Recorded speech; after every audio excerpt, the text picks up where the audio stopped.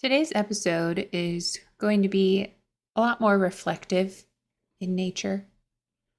It's kind of me thinking out loud. I mean, it usually always is, but more so today because I was thinking about what I wanted to record today.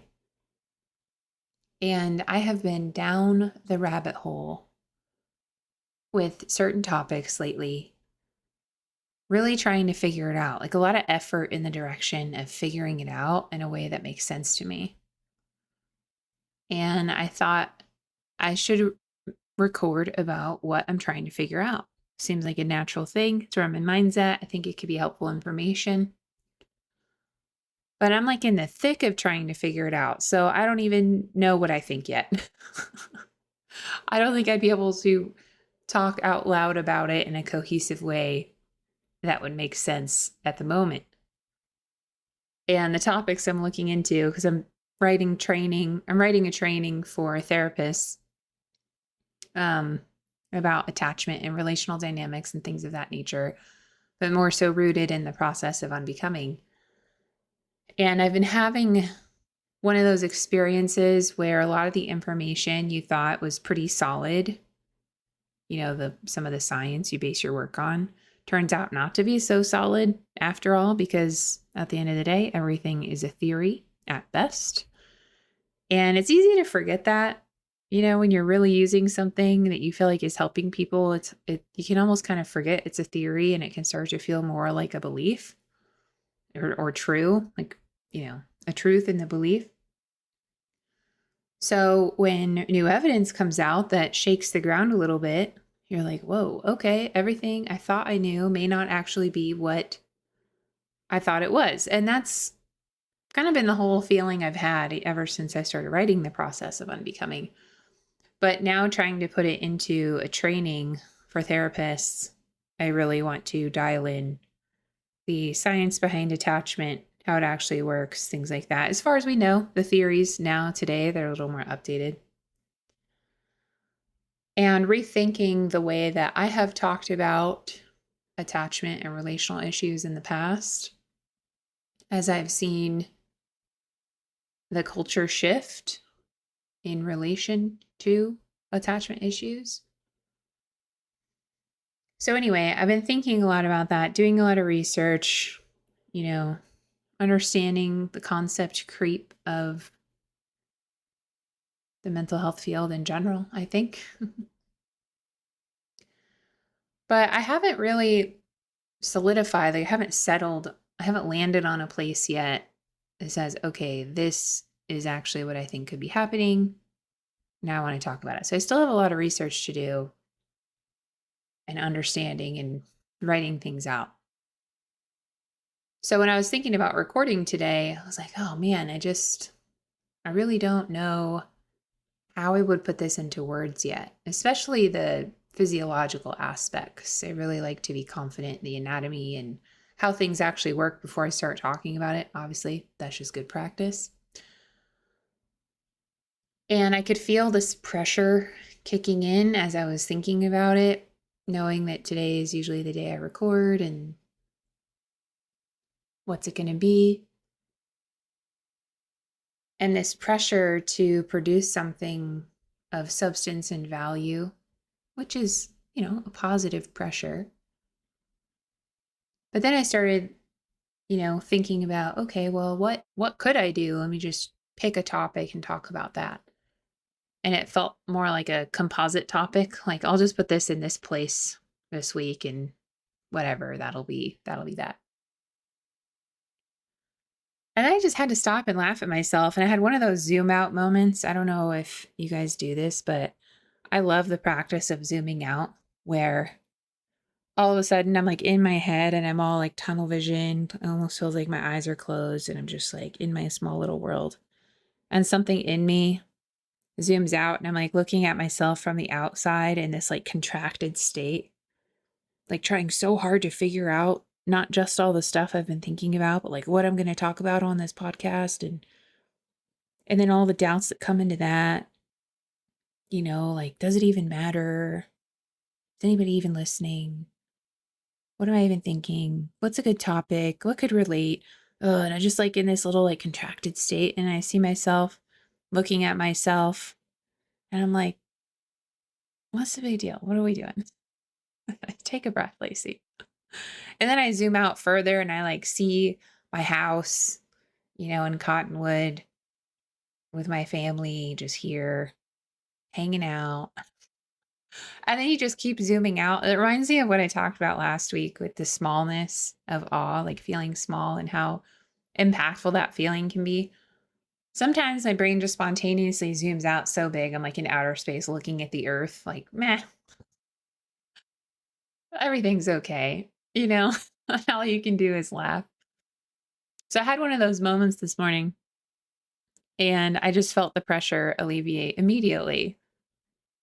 And it felt really clear. Oh, the thing to talk about is the pressure because we can get so, or I can like get so stuck in the effort to become something. It's just so funny because it's what all of this work is about is the unbecoming and putting down that pressure, reorienting yourself to what matters in the moment, like, oh. And for me, like that zooming out is the process of doing that. I just immediately makes me come back. Not that the contraction's bad or wrong, it's inevitable. But noticing it, here I am again, zooming out, let it go. And it's that pressure to become. And on this podcast, the pressure to produce something that feels, I don't know, like all the other ones do. The feeling of a podcast that's like very informational and you finish it, you're like, wow, I learned so much on that. I'm so glad I listened to that. Those are my favorite podcasts. One day I aspire to do that more effortlessly. And so I have this pressure to do that because I want to do that. At the same time, is that the only option? Can I have the desire to do that and also respect the weeks where it's just not happening and speak instead from where I am instead of just information? It's easy to forget for me because I love information. I feel like I'm an information junkie. So much so that once I start learning about something, I've got to have boundaries with myself because I'll just let it consume my brain. So for me, information feels like the most value. It's the most interesting to me. And I then project that onto everyone else in the world. That must also be the most interesting for everyone. It's probably not, maybe a big portion. I don't know. But there's also so much value in speaking about the process, the way you relate to that process, the way that I relate to this pressure, this need or desire to produce a certain outcome. Because we all feel that. And we can get so hard on ourselves for not living up to that every time. And the self criticism kicks in or the self doubt. And then we're off again in that feeling of not enough or feeling like nobody cares. Just because we are not doing the thing that our brain said is the best thing to do. And the thing that our brain says is the best thing to do comes from all kinds of channels, culture, our past, what other people are doing, what seems to have the most engagement in our world.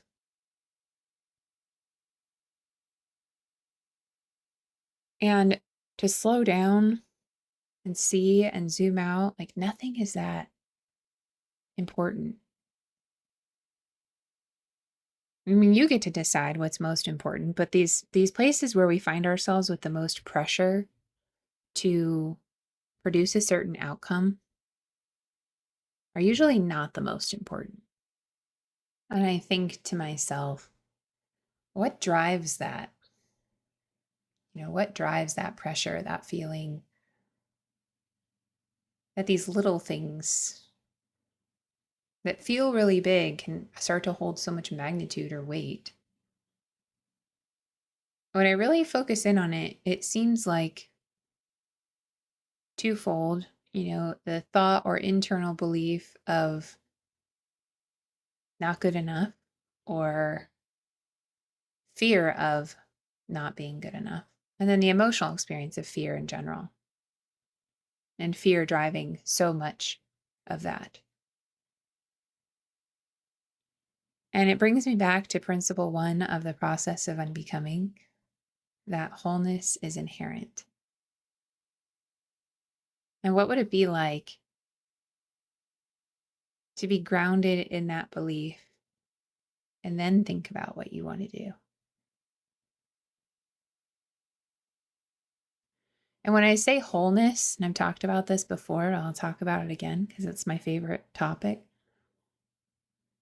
Wholeness is the animating force that makes a human life a human life.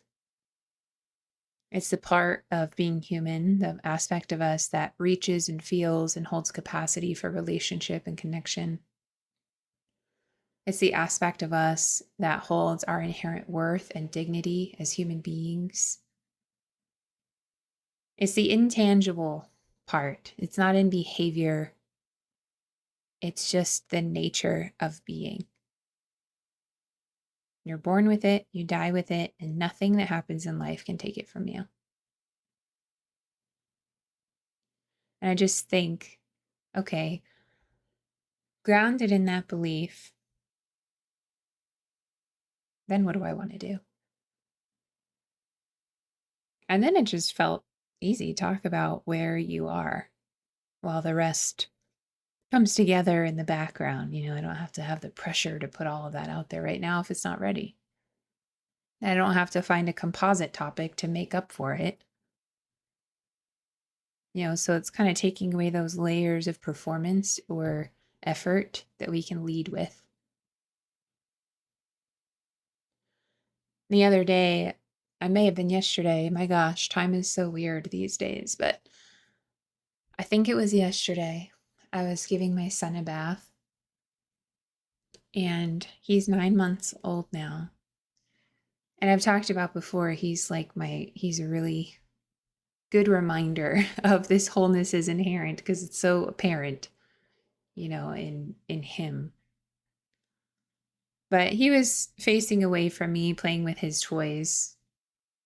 And I was just just kind of rubbing his back a little bit and just seeing all the little tiny veins under his skin. And I just thought, wow, every single tiny little nerve, vein, cell, everything, the microscopic level of him was created in my womb without my effort. Had another one of those awe moments that I talked about last week, the pondering the big ideas, and immediately just felt like, whoa. We are all walking miracles. It's just so crazy to think about. I think this is probably wrong. I read there was this fantastic book. It's called The Body. I think it's called The Body, A Guide for Occupants. Great book. It's just mind-blowing facts everywhere. If you need a lot of awe in your life, I highly recommend that book. But I think it was like our nerves can wrap around the earth like twice or something of that sort. I don't remember. I probably got that wrong. But it's one of those facts. So when you lay out the human body and you really see there's I forget how many miles of intestines we have or something. It's just some of those wild facts that we're all just walking around with all the time that we forget. And I just looking at him he's so perfect. And I don't mean perfect in the way of flawless. That's not what I mean when I say wholeness, it's complete. Perfect as in complete. Like he has everything he needs, down to the microscopic cell. And we have everything we need down to the microscopic cell, because we are also human. And it just blows my mind how easily we can forget that, because we get caught up in this feeling that I'm talking about today, that pressure that puts those blinders on, contracts the body down, compresses us. We feel the weight of the stress. And all it takes is a moment to zoom out and take a breath and remember.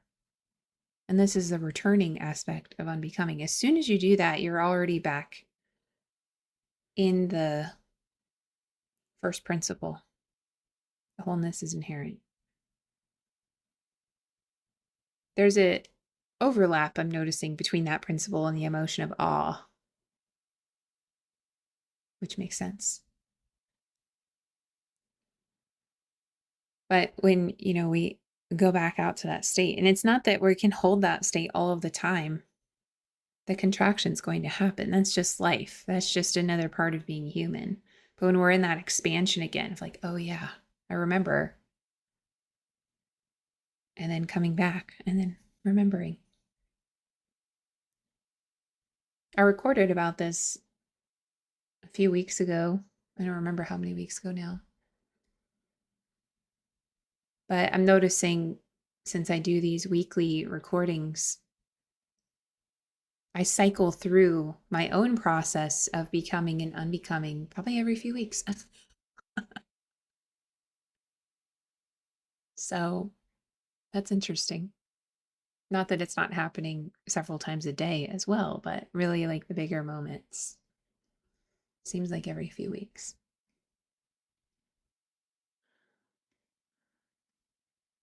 So, for this week, it's what I'm going to be noticing, kind of putting my attention to again, is that pressure. The pressure to produce, to perform, to have some kind of outcome that feels good enough. And just noticing it, where it shows up in my life, in your life, if you want to join in the noticing. That's what I'll be paying attention to. And in the noticing, it becomes the invitation to zoom out again. And for me, the zooming out, it really does help to think about the details as much as the big picture. You're thinking about the tiny little nerve cells in your body and how miraculous that is, while also imagining Earth from space, which we have some updated photos of now, which is really cool.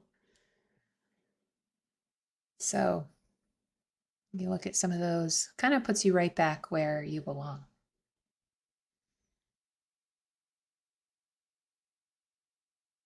I think that's it for this one. Perhaps next week I will be ready to talk about concept creep and trauma and mental health terms, getting broader range and the effect that might be having. So we don't know. And even that is just one giant question. I wouldn't put that forth saying I have found all the answers, but the speculation. It's always just living in the questions over here. So I think that's it. Till next time.